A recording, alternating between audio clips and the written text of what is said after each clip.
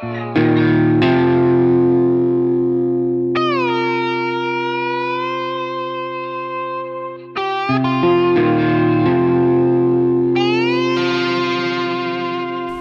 don't think there is a skill. I don't think there is a gift. I think that the only difference is that you dare. You just dare. You just say, oh, okay, I want to do. And don't be afraid about failure.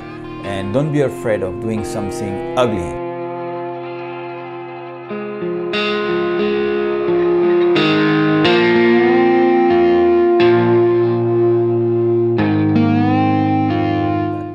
The other people may not want, or love it. Doesn't matter, because you have to learn from your mistakes. So that's the difference, and the rest is just working. The talent, the chance, whatever, is small. The most important is the first step. The first step you're going to do, to dare to do your first piece, or your second piece, and your third piece.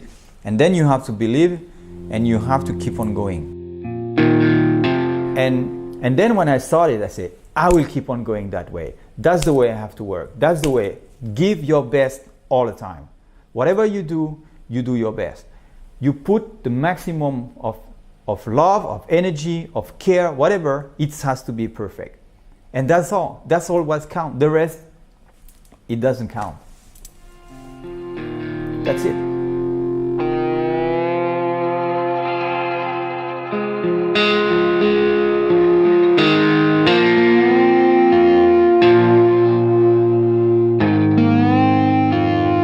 There is, of course, a dark side of being a designer, and the dark side is like you are always on the edge. It's mean like every day you have to wake up and you have to create something, and you're always in front of the white page, and that is the big challenge, and that's what it's a lot of stress, because you're never sure that you will come out with ideas again, and how about tomorrow, and how about next year, and how about in 5 years, and I'm going to be good again. Do I have some more idea? Because when you design something, when you create something, okay, it's here, it's in your mind, but you don't have the next one. It's still not here.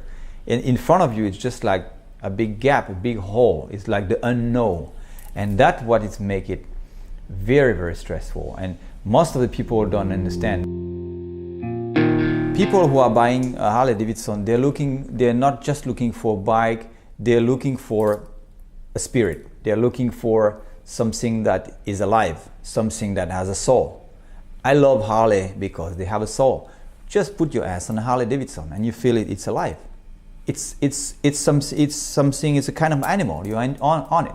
You have a modern car, a modern bike, something, in French we say aseptisé. It means there is no life, it's dead.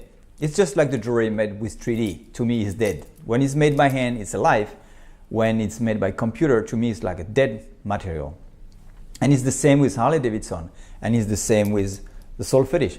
When you have a Harley, the first thing you want to do, you want to design it. You don't want to leave it like that. You want to make it your own. You want to possess it. It has to respond to yourself. You have to customize to fit your body, to fit your what you are searching for on the bike. I love Harley-Davidson. I love whole cars, American cars also. And I have a whole Mustang. And I mean, when I am into my Mustang and I push, a little bit, my God, everything is shaking around. The adrenaline is pumping up, and you feel like you go like 300 kilometers per hour, even if you are 120.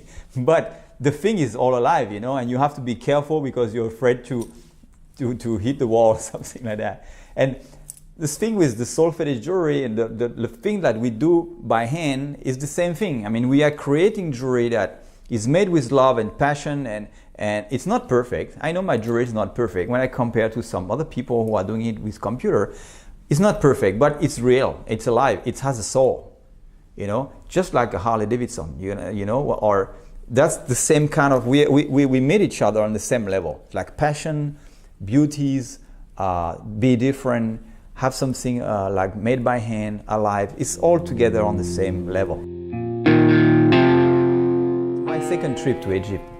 My first trip, I went to see the museum in Cairo, and I was in Tutankhamun room where you have all the treasure. And I saw the sarcophage, you know, and you can see every piece, every millimeter of this thing is carved and decorated. And it's amazing. And it's here, and it's 5,000 years old, and it's here. And then you go under, and I feel like, hey, it's just like under my ring. You know, I just go under the sarcophage, and I saw it was still carved, and it was still with a little tiny little piece of stone inside, just to put a dead body, just to lock it inside the tomb that nobody was supposed to see it anymore. And then you question, why? Why those people are doing that?